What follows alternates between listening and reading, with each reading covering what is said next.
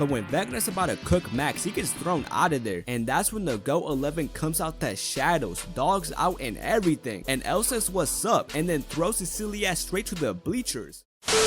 We start at a pep rally and we see Jason just yapping away, but that's when he says that they got a championship game that night, and Mike is looking baffled and mad at the same time because he knows that Lucas is not about to skip that game for their D&D campaign they got that same night. And this is where we see Eddie for the first time, and Dustin informs Eddie that Lucas cannot pull up to that campaign because of the championship game, and little bro is so scared to tell Eddie to postpone the game. But the way how Eddie is just staring into this brother's soul, it makes sense why he's struggling right now. But anyways, Eddie tells him to lock in and find a replacement for Lucas because he is not postponing shit. We see this girl named Chrissy walking into the woods by herself, and you may be curious, why is she doing that? And that's because Chrissy is trying to buy some, let's just say, some stress relievers. Now the reason why is because she's been seeing some really strange things. Y'all see what I did there? And it's actually happening right now because she's seeing a whole grandfather clock hanging from a tree, and y'all know what that means. But that's when Eddie pulls up and they start doing their transaction, but they actually start chopping it up for a little bit, and that's when she asks him if he got anything stronger, and he's like, absolutely, I got you, baby. We see 11 presenting her project, and she chose Hopper as her hero, and these bosses are just laughing at her like, bro, what is so funny about that? And I don't know why, but this dude right here just gets me mad, bro, more than Angela, for real. Ella's walking to her next class, you know, minding her own business, but that's when the slimy, disgusting creature Angela trips Elle for simply the love of the game, and then they proceed to stomp on her beautiful project. Like, bro, why? But you know what gets me more mad is that Will is seeing his friend, pretty much his sister, getting bullied on a whole nother level, and bro just stands there and does nothing. Like, bro, we cannot be serious right now. But Elle has had enough of these shenanigans. Look at her, she is mad now, and she steps up looking furious, but she completely forgot that her powers are gone now, so she's out here looking crazy with her arm in the air screaming. And I'm not gonna lie, all she did was add more fuel to the fire because now they're cooking her ass even more. And we see Joyce getting that money, but that's when she gets a package from Russia, and she is baffled by this. She's like, who sent this to me? But when she opens the box, she finds a doll in it, so she calls Murray so he can help her through this unusual situation she found herself in, and he tells her that she gotta break that doll to make sure there's no bombs or anything of that nature, you know. So Joyce goes outside and her neighbor is looking at her crazy right now, but what she don't know is that this is a completely normal day for Joyce buyers. But when Joyce breaks a doll, she finds a letter that says Hop is alive. She is just so happy that her baby sent her a note all the way from Russia. Now that's true love right there, I'm not gonna lie. We see Eddie and Chrissy pulling up to his crib, and while Eddie is looking for the stress relievers, Chrissy starts hearing the death chime again, and she starts getting a little nervous and calls out for Eddie, but bro is nowhere to be found. And that's when Vecna reveals himself to Chrissy and tells her she ain't going nowhere. Oh nah, this brother is moving crazy. But that's when Vecna starts doing his thing, and Eddie is witnessing this in real time, and bro is not qualified with the knowledge he needs to handle a situation like this. But Vecna is like, enough shenanigans, it literally snaps Chrissy in pieces and gouges her eyes out. I cannot forget that detail. And just look at how distraught my boy Eddie is right now. Shit, I don't blame him at all. He just witnessed his #1 client get cooked and he couldn't do anything about it. We see Max pulling up to Dustin's house to tell him about Eddie and Chrissy, and Dustin does not want to believe that his boy is a cold-blooded killer. Completely understandable. But Dustin asks her why she hasn't told the cops yet, and that's when she tells Dustin that her lights started tweaking, and that's when she saw a traumatized Eddie running out his house. So these two come up with the idea to find Eddie so they can figure out what truly happened. And the cops are questioning Jason, and that's when they tell bro that his girl got cooked. So he rushes straight into the woods to process what they just told him, and this is where bro became an elite crash out. But Dustin and Max pull up to the family video so they can do the detective work there, and Max is able to get a lead on Reefer Rick, Eddie's supplier. And that's when Robbie gets a big brain idea and starts going through the accounts to have Rick as the account name, and that plan actually works great because they're able to find Reefer Rick's address. We see Mike arriving in Cali, but we need to take a moment to analyze bro's fit real quick. This brother really pulled up to a whole nother state to see his girl in high short shorts, a low neckline t-shirt, and sunglasses. Oh, and we can't see him right now, but this brother is also wearing some flip-flops. But that's when Murray arrives at Joyce's house, and these two are bickering about the letter because Murray does not trust it at all. But he tells Joyce that there's only one way to find out if it's legit. So we see Murray setting everything up to make sure they don't get tracked by the KGB, and that's when Joyce makes the call and gets in contact with Enzo, and bro was making a hefty request of $40,000. Like, like, damn boy. But he also tells Joyce to take the money to Yuri, the biggest rat in human history. But Joyce is not wasting any time and heads straight to the bank. Like damn, who knew that Joyce had it like that now? Mike, Elle, and Will are at Rink on Mania to have some fun and apparently to hang out with Elle's best friend Angela. And look y'all, I'm not trying to clown Mike every time he gets on my screen, but this dude is making it extremely hard for me because this brother was really going to put his bare foot inside the roller skate. Like bro, what is wrong with this guy? He is nasty. But we see these three enjoying their milkshakes, but that's when Angela pulls up and snatches 11 and puts her in the middle of the rink and they start harassing Elle. And when Mike gets the music turned off, that's when this bozo throws Elle's milkshake straight at her. And I'm not gonna lie, I low-key want to crash out right now. These characters are so annoying, bro. I'm not even trying to hate on the actors, that's bogus as hell. We're not doing that. But bro, these castings were immaculate because they do exactly what they're supposed to do and make you want to break your screen each time you see them, bro. I swear. But we see Elle crying by herself and she hears her bullies laughing about what they just did to her. But Elle has had enough of these antics and she goes to press Angela and tells her that she will apologize. But Angela is a true menace because she says hell nah and then proceeds to make a comment about Hopper. Like bro, what is wrong with you? This girl is pure evil. But that was the last straw for Elle because she grabs his skate and smacks Angela straight in her cranium. Got her looking baffled right now. And look, I'm not saying violence is the best choice to handle situations, but sometimes it may be required. Dustin and them pull up to Reefer Rick's house, but no one is there. But Max sees a boathouse, so they start looking for Eddie in there. And that's when Eddie jumps out and starts pressing Steve. But Dustin is able to ease the situation and tells him that they just want to help him. Dustin and Robin tell Eddie to explain what happened, but bro doesn't even want to try because he thinks they won't believe him. But lucky for him, these bozos literally fought a spider made out of humans. So whatever Eddie tells them, they will believe, bro. So Eddie's telling them what happened to Chrissy, and that's when Dustin tells him about the upside down, and that's when they determined that Chrissy was under Vecna's curse. Oh, and by the way, Vecna caught his second body. It was only Fred, so yeah, bro got cooked. We see Lucas chilling, but he hears some ruckus coming from outside, and he sees Jason and these two filling up their car with weapons. And Jason tells Lucas that nothing funny is going on. They just want to talk to Eddie so he admits to his crimes. And he tells Lucas that he does not need to go with them, but Lucas does decide to go with them to find Eddie. Dustin and them go to Eddie to inform him about some bad news they got, and the bad news is that the cops are looking for Eddie and are 100% sure that he is the killer. Bro is kind of cooked, I'm not gonna lie. But that's when they hear police sirens and we see the cops questioning Nancy because she was with Fred when bro disappeared. And that's when Steve and the others arrive and they go back to the trailer park to tell Nancy about Vecna and his curse. But here's the problem, they have no clue what Vecna's goal is. But Max tells the others that she's seen Chrissy walk out her counselor's room, and the reason she says this is because Chrissy most likely told the counselor about the things she was seeing. So their new mission is to go to Max's counselor to find more details about Chrissy and what was going on with her. Jonathan and Will are chilling until the cops pull up and they're looking for Elle because she may have or may have not smirked Angela at the skating rink. And that's when they snatch her up and literally the whole neighborhood is watching the show right now. That is crazy. But this is where we see Hopper for the first time and bro is just laboring away. And you may be asking, how is bro alive right now? And the simple answer would be plot armor. But the explanation they gave is that bro jumped off the platform he was on and somehow landed on another one. So yeah, that's how my boy survived, I guess. But Enzo pulls Hopper to the side and informs him that Joyce is on her way to Russia to save him. But he tells Hopper that he gotta lock in and figure out a way to escape the prison, which is a crazy request, I'm not gonna lie to you. And that's when we see Hopper bribing one of the prisoners to break his ankle cuffs so he can slip out of them. Max pulls up to her counselor's crib and she does not waste any time. She gets straight into the nitty-gritty and asks her counselor about Chrissy, but she does not spill any type of information that Max needs.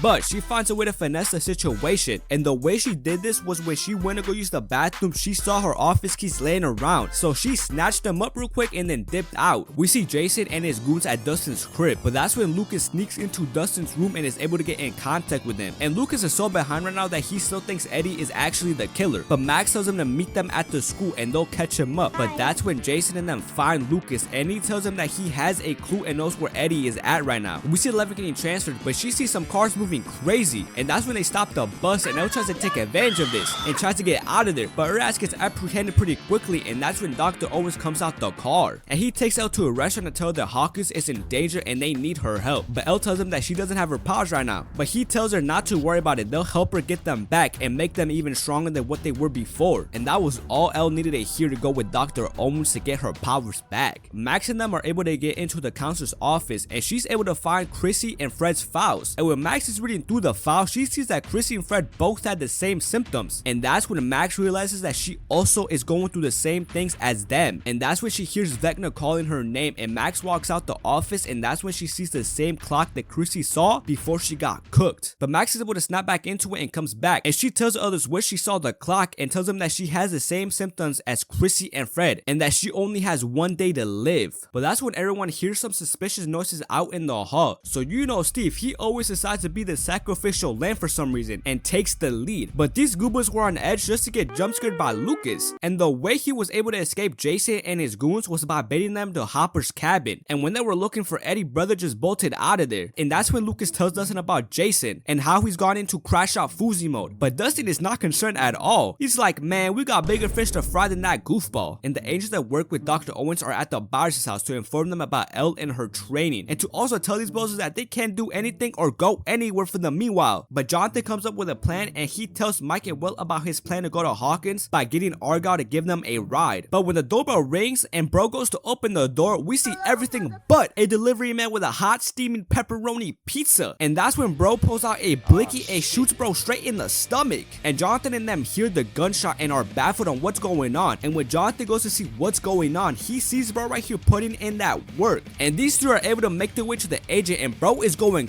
crazy right now. Bro is standing 10 toes tall with just a pistol. These soldiers got full automatic rifles and still getting worked by one man with a regular blicky. That's crazy. But unfortunately, bro does get caught, and that's when we see Argyle pulling up, and bro is just vibing, and he thinks Jonathan is having a party without him. But bro has no clue what he just got himself into, and that's when Jonathan comes out of nowhere, and Argyle is confuzzled on what's going on right now. But they just yell at bro to drive, and they dip out of there. We see Joyce and Murray pulling up to Yuri's, and Murray just gotta assure Joyce that they're safe because he's a black belt in karate. Man, I have heard enough. Give him John Jones. But that's when Yuri comes out the plant, and bro is a professional goofball because this is the first interaction he has with the people that are going to give him 40k, and he tells them that Yuri has been eaten by polar bears. Like, bro, that is crazy. But Yuri tells Murray and Joyce to chill and have a cup of coffee, but little do they know that this rat Yuri has contaminated the coffee because this guy has alternative motives. We see Hopper laboring away, but this is where he takes the opportunity to commence his plan of escape, and he starts off by breaking his pickaxe on purpose. And when the guard goes into the shed, Hopper follows and knocks bro out. But that's when the nosy guard sees Hopper is gone and starts making his way into the shed, and Hopper's able to get his ankle cuffs out. But that's when the nosy guard finds him and tells him that he's cooked and not going anywhere. But Hopper did not make it this far just to get pressed like a chump, so with his ankle cuffs he smacks the guard straight in his face, and these two start having a little squabble, and Hopper puts the guard into a very bad predicament. But this bozo starts shooting away, and that alerts the other guards that something is going on in there. But Hopper is able to finish off the guard, and he thinks quickly and lights a stick of dynamite in there, and he gets out the top of the shed and is able to get on the snowmobile and actually escapes the prison. He even got the other prisoners giving him a standing ovation. And Hopper makes it to Yuri's warehouse, and bro is really barefooted in the snow. This dude has gone through it bad. But that's when Hopper finds Yuri's secret stash of peanut butter, and bro has never been this happy to see a jar of Jiffy peanut butter in his life. But bro, I don't blame him at all. This dude has been practically eating nothing for months. But we see Yuri calling Enzo, and I'm not gonna lie with y'all, I have no clue what these bozos are saying right now. So what I'm gonna do is write my own dialogue. What's good, gang? It's Yuri. Hey man, are you slow? Why are you calling me while I'm at work? Do you want me to get cooked? Yeah, in fact, you are already cooked, little man, and your friend is done for as well. I have informed the prison about your betrayal and where bro was at right now. Oh, you son of a gun. And this rat Yuri really gets Enzo and Hopper taken away. Like, what a fraud, bro. Max and them arrive at the cemetery, and Max gets out the car, but Lucas follows her out, and that's because he wants Max to talk to him instead of giving him a letter. But Max is still pushing bro away and tells him to go wait in the car. Don't worry, bro, it really be like that sometimes. And Max is sitting down reading Billy the note she wrote for him, and to summarize the note for y'all, she's expressing her survival guilt and the grief she's kept bottled up for a minute now. But that's when Max goes into another trance state, and Vecna is playing some crazy manipulation tactics right now because he's out here looking like Billy and telling Max that deep down she's happy and relieved that Billy is dead. And that's when Vecna reveals himself and tells Max that it's time to get smirked. So Max starts running away, but that's where she sees the red smoke and enters the mindscape. But that's when Steve says enough is enough. She's been there for too long. And bro is such a W for following his instincts because he finds Max in the trance state. And that's when Lucas and Dustin peep that something is wrong. And Steve tells Dustin to get in contact with Nancy and Robin. And they don't show this part, but they tell Dustin to use music to get her out the trance state. Max is walking through the mindscape skip until she sees the Grinch. Alright, my bad. She sees Vecna. And that's when Max tries to run away, but Vecna is like, nah, little folks, where you going? And he ties Max up, but the guys are able to put Max's favorite song on, and that's when the portal opens up. But Vecna is not taking any chances, and he starts doing his thing. And we see Max starting to flow, and these three have no clue what they should do. But Max uses the music and her happy memories with her friends to outpower Vecna, and she gets out his grip, and she starts running out of there. And this dude Vecna really out here missing when he got Max in his own mindscape. Like, bro, this nigga is trash. but Max is able to get out of there, and golly, she got all of us stressing, man. We see Elle and Dr. Owens arriving to the secret base, and when Dr. Owens shows 11 Project Nina, that's when she hears a very familiar voice, and she sees Papa for the first time in years. But how on earth did this brother survive his demo attack? Like, I swear, the plot holes in this show are crazy. But here's the funny thing though, if you would ask the creators of the show how bro survived, they would just look at you funny, because they wouldn't have a single clue. But Elle starts getting flashbacks, and she's like, hell no, it's not happening again, and starts running away. But she ain't go too far, because these guards grab Elle and they put her to sleep. 11 wakes up, and when she goes into the rainbow room, that's when Henry pulls up. But the thing is that 11 is in a loop right now, and the only way she can get out of it is by locking in. But 11 is sick and tired of the shenanigans and tells Papa to get her out of there. But Elle figures out that she's in a memory right now, and that's when Dr. Brenner comes in so they can commence their training. And Elle tries to do her thing, but she just can't. And that's when Papa tells her that everyone is laughing at her, and if she don't like it, she's not getting any dinner for weeks. Like, bro, whoa, slow down. But that wasn't even enough to help her lock in, and she sees that her hand is full of blood, and real life Elle cannot handle what's going on in her head right now, and she starts tweaking out. So they pull her out the tank, and when they wake her up, Papa tells her nothing happened, but Elle does not want to hear it and smacks Papa and starts running away. But when the guards try to grab her this time, she locks in and sends all of them flying. But even though she had the choice to leave, she decided to stay and finish her training. The Hawkins crew pull up to the career house, and they start tracking where Vecna is at by using the lights. But we go back to Eddie, because Jason went to Reefer Rick's house to look for him, and Eddie is stressing right now because no one is answering him. But that's when Jason finds Eddie using the boat to dip out, and bro's not about to let him just get away, and he starts swimming straight to Eddie. But when Patrick starts following Jason, he feels something is not right, and that's when bro gets lifted into the air and his limbs start snapping. And while Patrick is getting violated, we see the others, and their flashlights are breaking, and that's because they're right on the spot where Vecna is doing his antics. Joyce and Murray are getting taken to Russia, and Joyce realizes that Yuri can't hear, so she tells Murray that they can break out of their confinements. But Murray is not confident at all, and Joyce says, bro, aren't you a black belt? And that's when Murray tells Joyce that he's only sparred with the kids from his class, and the oldest kid he sparred was 15 years old. I'm not gonna lie, bro, they might be a little bit cooked. But Yuri sees them breaking out and presses Joyce, but that's when Murray comes in and activates his karate skills. But Yuri just starts laughing at bro, he does not take him serious. But my boy Murray does not take that lightly and kicks the gun out of Yuri's hand, and Murray's actually locked in, and he's putting belt to ass right now. But that ends real quick, and Joyce tries to assist him, but y'all know Joyce is absolutely useless because she misses Yuri and it hits the front window. But Murray is able to land his finisher on Yuri and knocks bro out. But now we got a bigger problem. The pilot that knows how to fly this plane is sleeping right now, but they try to lift the plane up, but they do not succeed and end up crash landing in Russia. But we see them making their way to Yuri's warehouse, and yes, I don't know how, but nothing happened to these bozos, so yeah, that is crazy. But when they're inside the warehouse, that's when they tell Yuri about their plan to break into the prison, and the plan is for Murray to pretend to be Yuri. Nancy and them are making their way to Reefer Rick's house, but that's when they see the cops, and they're listening to what the sheriff is saying, and Eddie's name has gone public as the killer. But that's when he's able to get a hold of Dustin and tells him that he's hiding at Skull Rock. Dustin is see find my boy Eddie, and that's when Nancy asks him if he knows what time Patrick got smirked. And when he gives Nancy his watch, the time on their match is the same time their flashlights blew up. So now they know how and from where Vecna attacks from. But that's when Dustin informs others about his compass not working, and Dustin explains to them that there's either a big machine or another gate disrupting his compass. So that's when they dip out to find the snack-sized gate. Dr. Brenner set up a test for the kids, and he explains to them if they let anger or emotions get the better of them, they will fail. And we see number 2 just cooking everybody. Bro is showing no mercy, and when it gets to 11's turn, bro thinks it's about to be easy peasy, but nah, these two start having a mind battle, and Elsa's thinking about her mom, and that's when she sends little bro flying, and bro is baffled. He cannot believe he just got done like that. 11 is in the rainbow room enjoying her free time, but that's when the sword loser pulls up, and let's just say that bro is not too happy about 11 making him look like a fool in front of Papa. And that's when they start violating Elle, tossing her around like if she was a bouncy ball. But then bro got the audacity to tell 11 if she tells on him, he he will kill her. Like, bro, it cannot be that serious. We see the Hawkins group go to Lover's Lake because that's where Dustin's compass led them, and the young adults make their way to the spot that's causing the compass to go crazy. And y'all know Steve always decides to be the sacrificial lamb, and he starts swimming down to the bottom of the lake. But he actually does find the gate no problem, but when he starts swimming up, a vine starts following him, and when he gets back to the others to tell him about the gate, bro gets dragged into the upside down. But Nancy not about to let Steve go out like a fool, and she's the first one to go after Steve, and that's when Robin follows her, and Eddie has no choice but to go. But that's when Steve sees some interesting looking bats coming straight for him, and he tries to fight them off, but one of the bats is able to get a grip on bro's neck, and that's when the others decided to take advantage of bro while he's in a vulnerable state. And I'm not gonna lie, if they ever plan to kill Steve, you know, for the theatric purposes, this would have definitely been the time to do it, because look at my boy, he is cooked. But anyways, y'all know the Duffer brothers can never stand on business, so that's when Nancy and them pull up to save my boy. But these bats are not about to let these hooligans come to the turf without retaliation, and one of them starts violating Nancy real bad, but Robin is able to get it off her, and Nancy gets her get back. But my boy Steve is giving this bat the Hulk treatment because he is furious right now. But they're able to handle business, and they start making their way to Nancy's house to get strapped up. We see Murray pulling up to the prison, and their plan actually works because they didn't suspect a single thing. And the Russian guards take Murray and Joyce to watch the main event of the night, and that's when Joyce sees her man for the first time in months. But that's when they start ringing the alarm, so they gotta be quick and gear up before they let the Demogorgon out. Like, this is crazy, bro. This is a full-on game for these bozos. But they open the door, and this thing is not wasting any time. It eats this dude's whole head in one bite. Like, bro, what? And this Demogorgon is really on that timing. It's violating all these prisoners without even breaking a sweat. And Enzo is shouting at the rest of the squad that's remaining to lock in. This thing is not playing. And Hopper is finally able to get his spirit to light up, and it's asserting his dominance. But the Demogorgon was like, man, whatever, and just went to violate the other prisoners that were defenseless. But we see Joyce pressing all these buttons all willy-nilly, but she's able to open the bunker door for Enzo and Hopper to escape. But the Demo not trying to ruin his perfect KD and let these two get out of there. But my boy Hopper throws his spear and hits the Demogorgon straight in its face, and that was enough to get it to back off. We see Elle and Henry playing some chess together, and that's when he tells her that number 2 is still salty about getting whooped and that he will try to get back. But he tells her not to sweat about it. He's going to help her escape the lab. And we see Elle making her way to the boiler room, and when she finds Henry, he takes her to this little ass tunnel she gotta crawl through. Man, I would be damn, I wouldn't even last a minute in there. But Elle's like, man, you're not fitting there, how are you gonna get out? And that's when he shows Elle the tracking chip he has. But Elle tells him that she can remove it easy peasy, no problem. And she does her thing, and look at bro, you already know dude is up to something with that malicious ass face. But that's when the guards find Elle and Henry, and they quickly get out of there. But when they get cornered, that's when Henry shows who he really is and cooks all the guards with his powers. And when he handles business, he tells Elle to wait. He's gonna find them a way to get out of there. But that's when the alarm starts going off, so Elle gets out the room, and when she goes into the rainbow room, she sees Henry do number 2 dirty as hell. And just look at this dude, even his haircut changed. Like, bro, this guy was low-key built to be a bad guy. Just look at his face. But not gonna lie with you, this dude starts blabbering about his childhood and how he's better than humanity and stuff like that. And I'm gonna be frank with y'all, I do not care. I am here to watch these two have an epic mind battle. So when Henry asks Elle to join him, she's like, nah little bro, in your dreams, and sends his silly ass flying. And these two start running their once, but Henry starts overpowering Elle pretty quickly. It starts doing her dirty. And when he was about to do his finisher on Elle, she starts getting a flashback about her mother, and y'all know what that means. She automatically locks in and slams him straight into the wall, and that's when she finishes the job and sends him into Dimension X. And we see bro getting absolutely cooked right now. And I'm gonna be honest with y'all, the CGI here looks kind of buns, I'm not gonna lie. It's okay though, I guess. Vecna does look fire as hell. But that's when it's revealed that Henry and Vecna are the same person. But we obviously already knew that. I just kept that in there for, you know, the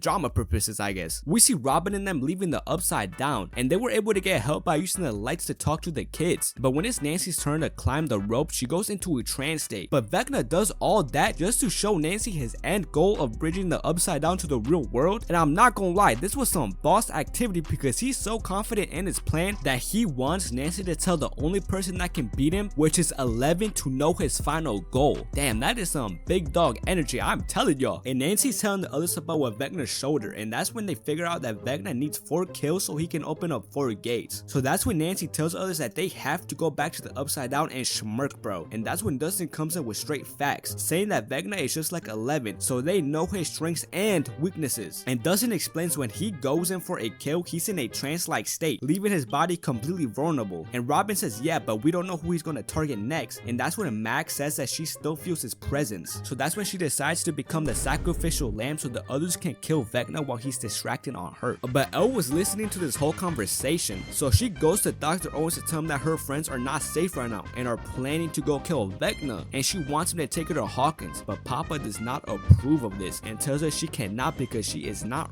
ready. But Dr. Owens has Eleven's back by saying if she wants to go back then she can go back, but Papa does not let this slide and takes matters into his own hands. And when Elle is ready to leave, bro traps her and they start having a very needed father and daughter conversation, and Elle tells Papa that if he tries to stop her she will kill him. Like dude, she is really fed up with bro. But when Elle opens the door, this sneaky guy acts quick and puts her to sleep. But Dr. Brenner goes into Elle's room and he starts yapping, but that's when the alarm starts going off and this dude tells him that it's Sullivan. Now you may be asking, who is Sullivan? He sounds like a real interesting character. Well, he's not. Bro is so irrelevant to the story. He is just a nuisance. Each time I see bro in his dumb military, I seriously want to crash out. And don't get me started on Dr. K in season 5, the biggest fraud in human history. But let me stop getting all worked up. And the military is making a ruckus in the lab trying to find Elle, but Dr. Brenner is locked in because he's already out the facility. But as soon as he gets out, bro gets shot, and he tries to run away, but he's out here carrying Elle, so he does not get too far. And that's when the sniper asks Sullivan if he can take her out, and Dr. Owens is literally explaining to bro why they need her, but this guy does not care and tells him to take the shot. Like bro, I hate this dude so much. He's such a nitwit. But that's when the surfer boys pull up, causing a distraction. So when the sniper refocuses on Elle, she is up and ready for all the smoke, and Elle is locked in. Look at her, she is not playing with them. She got them twirling around in the sky. Like bro, I don't think y'all understand how scary that would be for real. But that's when Elle slams the heli straight to the ground and she is full on turning Super Saiyan. Look at her, she's even in the pose right now. But that's when Mike and them go to Elle, and I know they're embracing right now, but Elle just caught 2 military bodies. Y'all better get out of there before Sullivan crashes out. And that's when Dr. Brenner unlocks the torture chain, and he starts telling Elle that everything he did was for her, and before he kicks the bucket he wants her to understand. But Elle just looks at him and puts his hand on the ground, and she says goodbye Papa. And that's when they dip out of there, and Elle is telling Mike and the others that they gotta get a Hawkins or everyone is going to die. Like damn, that is ominous as hell. And that's when we see the Hawkins crew pulling up to the career house to start Operation Kill Vecna. We see Nancy talking about each phase of their plan, and phase 1 is meeting Erica at the playground, phase 2 is baiting Vecna, phase 3 is Dustin and Eddie distracting the bats, and the final phase is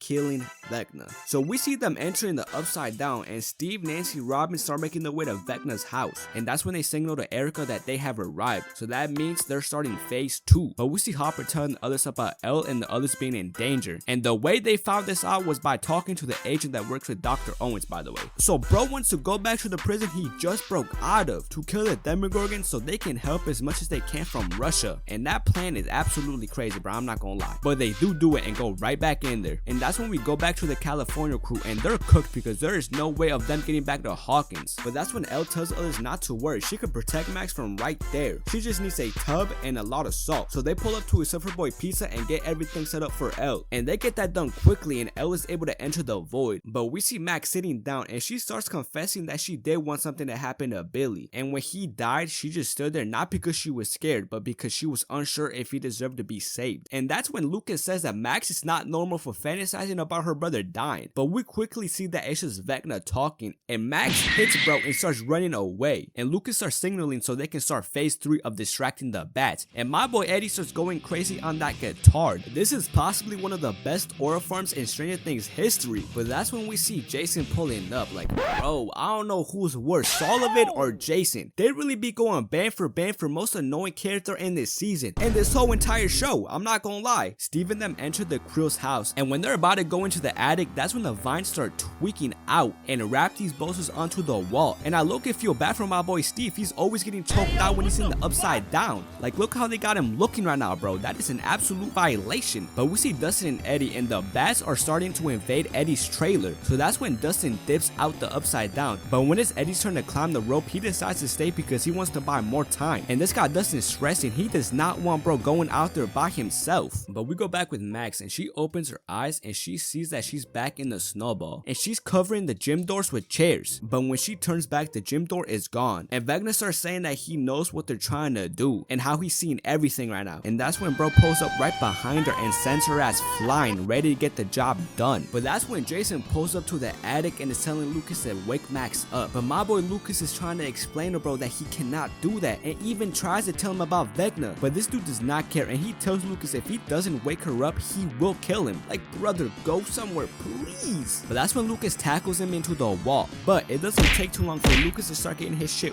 whooped. But when Jason was walking towards Lucas, this bozo broke Max's headphones. Oh yeah, that is not ideal. But when Vecna's about to cook Max, he gets thrown out of there. And that's when the Go 11 comes out the shadows, dogs out and everything. And Elle says what's up and then throws his silly ass straight to the bleachers. But we get back to Eddie and bro is biking as fast as he can. But he ends up falling. Like, brother, no, we cannot afford to be selling like this. And Eddie starts running. But then he starts thinking about every time he's been in danger, he's ran instead of staying on business. And that's when Dustin sees Eddie getting swarmed by bats. But there is just too many of them. And that's when my boy starts getting cooked. But we go back to Max and Elle and she's checking up on her, making sure she's good, you know, being a W friend. But they don't talk for too long because they hear Vecna and bro is mad. He not about to let Elle just hoe him like that. And he starts beating the brakes off Elle. Bro is not letting her get any offense in. But Vecna tells Elle before he kills her, he wants her to watch him kill Max and then throws her into the mindscape. And bro starts blabbering about how Elle made him into what he is now. And it also shows how he shaped the mind flayer, which I actually find kind of cool, I'm not gonna lie. But then he tells her that he wished he could have been on his side, but now he just wants her to watch him kill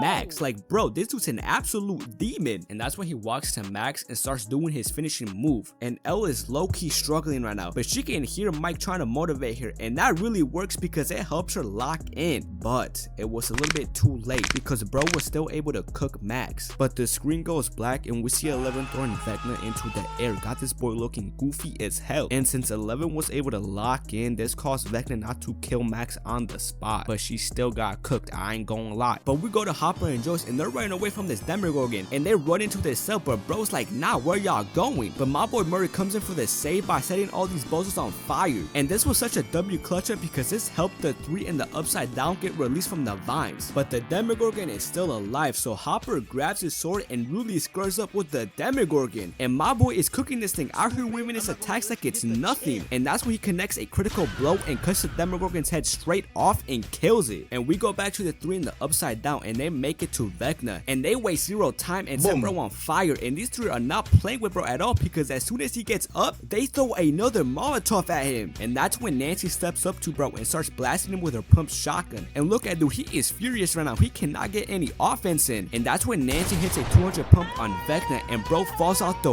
window. But when they go outside to see the body, bro is already gone, which I don't know how he's alive. I mean, just look at him. He looks pretty dead to me, but hey, I guess. And we see Dustin run at Eddie, and Eddie makes Dustin say that he's gonna look out for the others, and then he tells him that it was finally his year. And that's when Eddie dies in Dustin's arms. Man, I'm really not trying to milk this, but this was genuinely sad, bro. He did not deserve to go out like that, bro. I don't care what anyone says. And Erica's able to get into the attic and sees Lucas and Max, and he yells at her to call the ambulance. And that's when she starts fading, and Lucas really says, look at me. Like, bro, come on. She is blinded right now. And Max actually does die, so that causes the final gate to open, and they all connect in the middle of Hawkins. But Elle is not about to let her day one go out like that and brings her back to life. How did she do that? I had zero idea, because I know she has powers, but I never knew she could bring people back to life. But hey, now she can, I guess. It's been 2 days since the final fight, and the Surfer Boys are finally back in Hawkins, and they see all the ruckus that was caused by Vecna, and they go to the hospital to go check up on Max and Lucas. And Elle goes into Max's mind, but she can't see or find her because she's in a coma right now. We see everybody at Hopper's cabin, and Will starts telling Mike that he still feels Vecna and is sure that he's still alive and that they gotta kill him because he's not playing to stop. But that's when a black car pulls up, and Elle is in her room and she hears someone coming. But that's when Hopper comes in, and she's just so happy to see her dad and tells him that she always left the door 3 inches open. And they start talking about their hair, just having a cute father and daughter moment, you know. But when everyone is embracing outside, Will starts getting goosebumps, and it starts raining dust particles from the upside down, and they make their way to this flower field, and all the flowers are dying, and they see the upside down leaking into the real world. So Vecna really stood on business and did what he said he was going to do. My boy talked the talk and walked the walk. But that's where season 4 ends. Too bad bad they completely fumbled this elite setup, but that's a story for another day for real. Alright, I really hope y'all enjoyed the video. I'm sorry for this one taking a minute to drop, but the main reason why this took a minute to drop is because y'all know season 4 is a hefty season, bro. It's just a very long season. And yeah, it was just a lot of footage, and I was, I had to figure out how I was gonna pace things and where things were going to go, and that kind of just took a while to write the script and shit like that. Yeah, it was just a lot, bro. It was mainly that though, nothing crazy. So yeah, I'm gonna get started on season 5 real soon. I hope y'all enjoyed the video. If y'all did, leave a like, subscribe, and I'll see you in the next one.